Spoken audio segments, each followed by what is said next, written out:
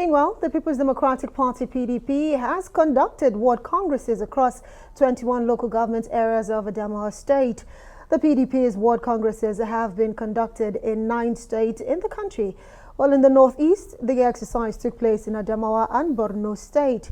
The Deputy Governor of Bauchi State, Babatella, who headed the 5-man electoral committee while supervising some ward centers, expressed satisfaction with the conduct of the exercise. We have gone around the voting stations. That is for the ward elections into the PDP ward local government here in Adamawa State. We have gone around a few wards and we have seen the conduct of the election and we have seen the turnout of people, and I would say that we are highly impressed with the conduct of the elections. The way people are conducting themselves, orderly, without any rancor, without any fight, without any noise. And then, of course, the candidates that are seeking for the offices are also organized. And I think on a general basis, we are happy with the conduct of the election and we report same to the national headquarters. It was conducted successfully without any crowd or religion problem and the race. Seriously, we are very happy. This is our first time witnessing this successfully program like this. Well, for more on this, we are now being joined by Dr. Umar Ardo, a chieftain and 3-time gubernatorial candidate of the People's Democratic aspirant, candidate and aspirant, of the People's Democratic Party in Adamawa State. Thanks for joining us. Thank you. Well, I mean, the message from the party delegation led by the Deputy Governor of Gombe State, Babatella. That's Bauchi State. Bauchi State, rather, was very, very clear that there was no rancor, nothing to be bitter about, and the conduct in 21 local governments went right. So what would you say went awry during the conduct of the PDP Ward Congress in Adamawa State? Okay, thank you very much, Christian. Ab initio, the entire thing, ab initio, is fraught.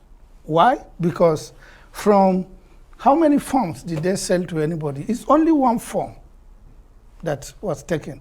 So who and who, contested the elections that the chairman of the panel is saying that the voting? Which voting? You vote when there are contestants. There's no contestant. It's only one contestant in it. And in Adamawa, we are used to this. Even the outgoing ESCO of the state, they were members of the caretaker committee of the state. And the members of the caretaker committee's responsibility is to organize elections.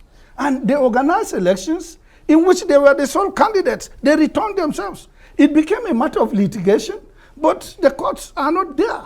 So, right. The problem is, ab initio, we do not do things on the basis no internal of the law democracy whatsoever. We tried to buy forms, and the entire thing was further complicated by the court issues at the national level with regards to the national chairmanship. How, courts were surreptitiously brought out court orders and removing the national chairman and so on. So, which the National Judicial Council even set a disciplinary committee. So it tells you that, when the courts lend their hand into these things, it further complicates things. So that is the problem of our electioneering, our partisan politics, our democracy as a whole, the way I see it. Right. Generally. Isn't this a dangerous precedent where even for political parties to sort their own internal issues, we rely on the courts? Yeah, but of course. You see, the thing is this. If we are operating our party system more on the rule book of expediency than on the rule book of law. When it is politically expedient, the rule of law does no longer matter. We have done that not only in operating the party system, but even in operating the governmental system. And without rule of law, we find ourselves in the way we are. So actually our democracy, our partisan politics is in big danger. So is it politically expedient now that the People's Democratic Party, is zoning the chairmanship, the national chairmanship of the party to the south and the presidency to the north? How politically expedient or politically correct is that? Well, I don't know whether they have done that. I know that they have set up a zoning committee, but for the executive committee of the party, which met in Enugu, and which said they are going to meet again next week. I don't think they have come out with a decision. The body language speaks. No. I don't look at body language. I just see it. Or you don't read the lips? No, I don't read the lips. All right, I want to circle back to the ward congresses that you had in Adamawa State not too long ago. The fact that going into this congress, there was that talk of consensus, between members of the Congress. I know you had talked about the fact that the candidates were just, particular sets of people. But let's look at Adamawa in general. Let's see how close you came to losing that gubernatorial, position during the last election. One would have thought that the PDP should have learned a lesson or two and stay united, because 2023 is around the corner. So your party, what are you planning to do differently so you don't lose the powers that you've already garnered? But thank you.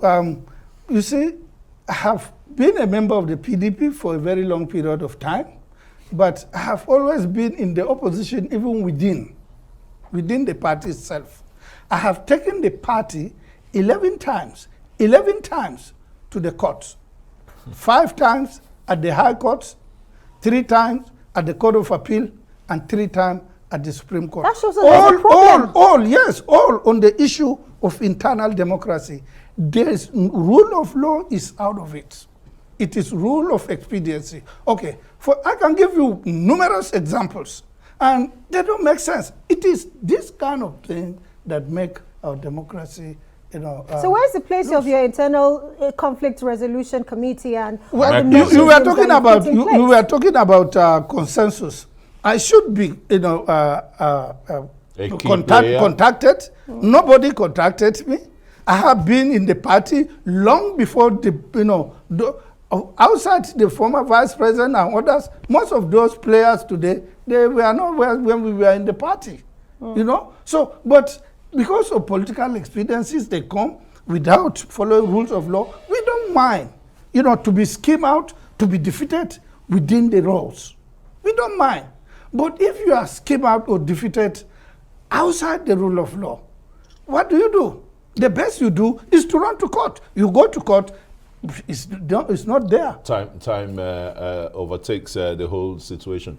But the vice president, former vice president and leader, a key leader, a national leader of the party, seems contented with the outcome of the World Congress. Yeah, because he did it. He did it himself. So, that is the political expediency. Rule of law is set aside. That political expediency. I thought you used to be his loyalist. So no, I was his aide. I was a special assistant, but it doesn't. You don't change, laws. What is right and what is wrong. So what happens next?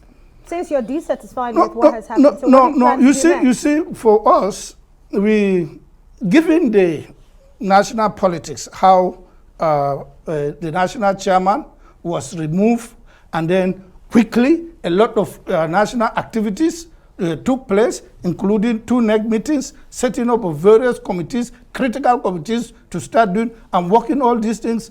It doesn't really make a good make of it. There was no need for us to go into that. Right. By law, every person elected is for 4 years. Why deny those 4 years? Why? That's a question. That is the political expediency that I'm talking about. If you do it through the process of the party and get your way out, we have no problem. But when you don't do it and then you now return, you relapse to some other subterfuge, it doesn't make sense. All right. Well, 1 million naira question there yet to be answered. Why? Thanks so very much, Dr. Umar Ardo. 3 times gubernatorial candidates in Adamawa. You see, even the Supreme Court. We'll have to say thank you for Thank you very much. I wish we had.